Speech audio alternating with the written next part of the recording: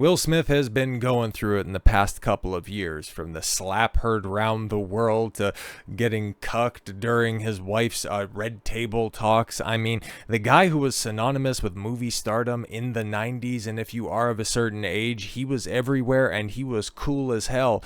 Now, I'm a guy who never really, I didn't catch the hype of Fresh Prince, okay? I was watching other things at the time, and his movies, well, as much as I like the first Men in Black, the second one is fine-ish, but the rest of it, I didn't get around to watching Wild Wild West, and a lot of his other stuff, I think I Am Legend is super cringe, and 7 Pounds is, oh my god, it's just such pretentious dim-wittery. But if you replace him with literally any other actor, I don't think that the role suffers, and I don't think that he's just this irreplaceable talent, a generational icon of pop culture. I mean, case in point, he was offered and I think accepted, got all the way up to accepting the role of Morpheus in The Matrix, okay? But instead decided to go do Wild Wild West, or there was a scheduling conflict on that one, and because, the Wachowski at the time brothers were just young upstarts, the big studio project superseded the need to do the perceived indie flick, and well, if you unironically think Will Smith would have been better than Lawrence Fishburne in that role, I mean,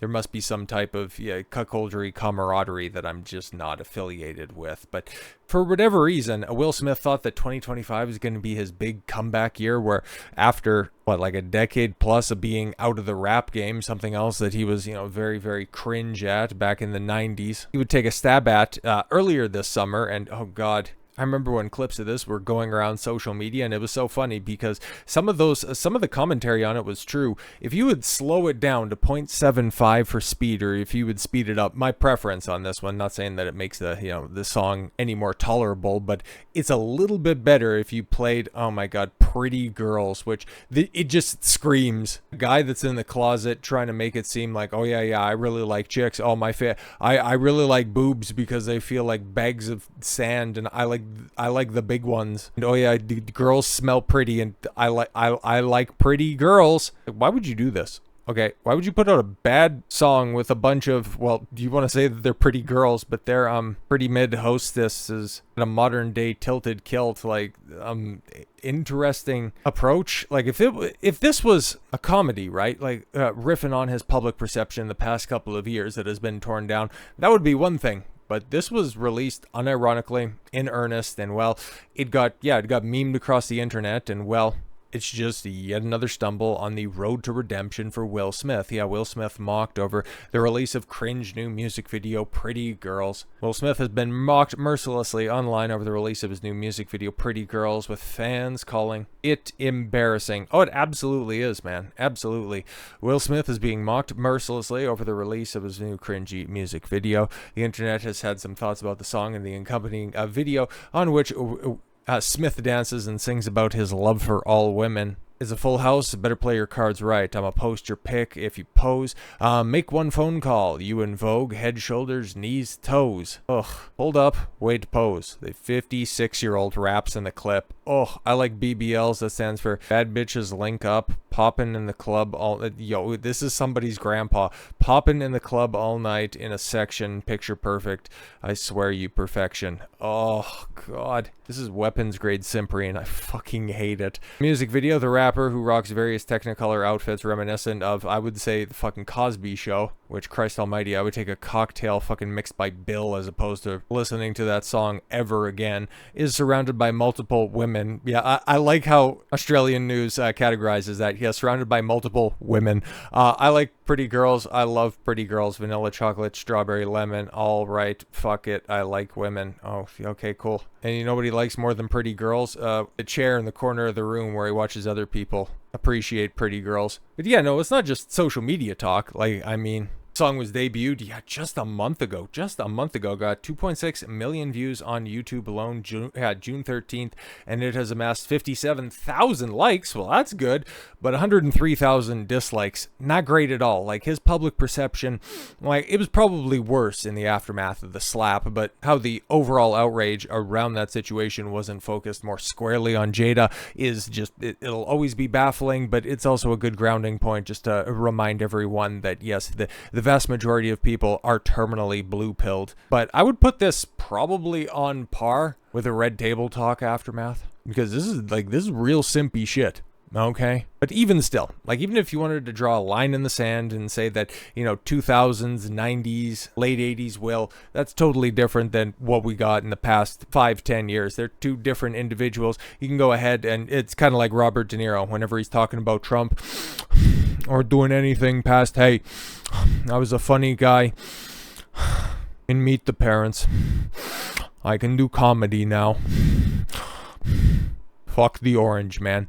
But you can go ahead and it's like, okay, Robert De Niro, great in Godfather 2, Goodfellas, Raging Bull. Like, he's arguably a Mount Rushmore caliber actor. And if he would have just stopped acting after Scorsese stopped making those first calls for the lead role in his movies, things would have been, perfect for him. Like, it's so wild, right? Because Al Pacino has arguably been in more bombs and already has his legacy confirmed, because when people talk about his career, it's only the highlights, even though he's been in some of the worst films imaginable. And that's why he's my favorite actor of all time.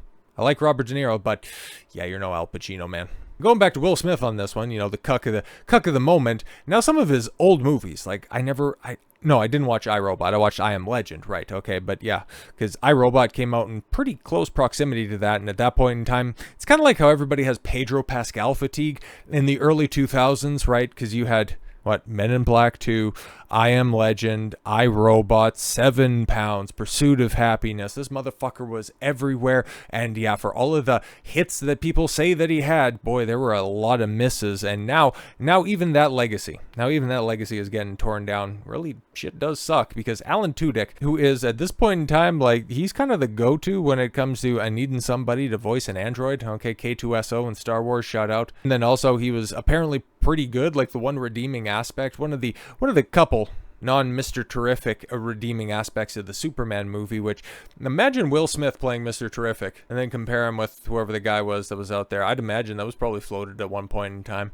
I'd imagine that Will Smith was probably lined up at some point in time for a Marvel role or for a DC role. Does anybody remember Hancock? God, that was another movie that was out there. That was another one that fucking stunk. But anyways, Alan Tudyk says that he got dropped from the iRobot publicity because, this is one of those movies that I remember getting pushed to the moon and back. Holy fuck, you could not escape this bitch. And honestly, prior to this news breaking, I didn't even know Alan Tudyk was attached to this project, but okay, totally makes sense. After testing higher than Will Smith with test audiences, I was very upset. Because everything, it's just, it was Will Smith's name at the top, it was iRobot, and it was some variation of that scene that is pictured right there. That was all of the marketing, and frankly, didn't know a goddamn thing about the movie itself. But yes, Alan Tudyk recently appeared on the Tuned In podcast with Jim Cummings. Yo, Tigger has a podcast, that's kind of based, and claimed he was dropped from the marketing of 2004's iRobot after it was discovered in test screenings that he was actually testing higher with audiences than leading man Will Smith. Tudyk appeared in the film as robot Sonny via motion capture and voice acting. Axing him from the movie's publicity meant that there were and still are people who had no idea that he starred in the movie. The actor said, count me among the ranks there. And I remember, like I said, like, this thing, if you were around that time, because I was about 14 when the marketing for this would have been, and it was everywhere. I don't remember it doing all that well in the cinema. I think, did Vanilla Sky come out in on around that same time? Or no, what was that? Minority Report. Because there was a Tom Cruise and a Will Smith movie that looked very much tonally the same going on at the same. It must have been Minority Report. Anyways, a lot of people don't know that I was Sonny the Robot in iRobot, and there was a reason for that, Tudyk said. They were doing test audiences for the movie, and the score for the characters kind of test screening. I got word back, Alan, you were testing higher than Will Smith, and then I was gone. I was done. There was no publicity, and my name was not mentioned. That is fucking wild, but it makes sense, man, because Will Smith has a very big ego. It's a very fragile ego, but it is in fact a large one. I was so shocked, he continued. I was like, wait, nobody is gonna know I'm in it. I put a lot of effort into that performance. I had to move like a robot at the time. I was very upset. Yeah, for sure, man. And here's the thing. I bet you him being a robot is probably better than Will Smith's performance. I guarantee that. But yes, iRobot, directed by Alex Proyas, stars Smith as a Chicago police detective in 2035 investigating the alleged suicide of the founder of the robotics company. Corporation's highly intelligent robots are utilized as public service jobs, and Smith's detective is convinced one of the robots, Tudyk's Sonny, murdered the founder. The supporting cast includes Bridget Moynihan, Bruce Greenwood, James Cromwell, and Chi McBride. Holy shit, that's another name from time long ago. Outside of Jar Jar Binks and the Star Wars prequels, well, that's a stretch to, attach him to the other two projects. What is he in one scene of Attack of the Clones? And yeah, he ultimately succeeds supreme power to the Chancellor in Revenge of the Sith. So, let's just go ahead and back it up a little bit. And Golem, yes, Golem in the Lord of the Rings movies. Oh, I'm so happy this weekend when you guys are watching this video.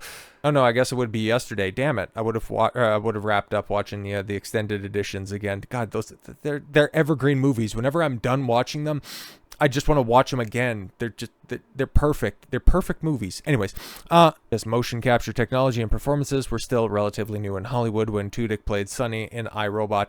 He would go on to use the technology again, yes, as K2SO and Star Wars, Star Wars for Rogue One and for Andor. And yeah, he has reliably been, he's kind of got that problem that Andy Serkis has where he's just so fucking good at motion capture and voice acting roles that you probably don't know the name, you probably can't recognize the face, but whenever he's attached to the project, he's just so damn reliable. Like the one non-motion capture, non-voice acting role that I remember him from and have like a really soft spot for that came out at around that time. He was in A Knight's Tale. That's a very good, I really like that movie. You got him and Robert Baratheon and Vision out there as the squires for the Joker. It's just a great movie. And so funny how all of those guys would go on and have bigger careers, but then the love interest that just has a really weird look about her, they're like, her career never really took off. I wonder what happened. But yeah, Alan Tudyk found out in 2004 transgression of one of the 48 laws of power: never outshine the master. Especially as Will Smith was definitely running hot at around that 2004 mid 2000s era. And so yeah, his career probably got stifled as a result. But now, if we were to run this back and he was going to be the breakout star, there would be enough people talking about his performance where yeah, he would have been able to build upon that. But at this point in time, we're talking about a fairly in-demand actor. And hey, he's talking with Jim Cummings. He's good people in my books. So with all that said, thank you all very much for the gift of your time. I've been Don Consuelo. I want you to follow your gut and get after it. Take care, everyone.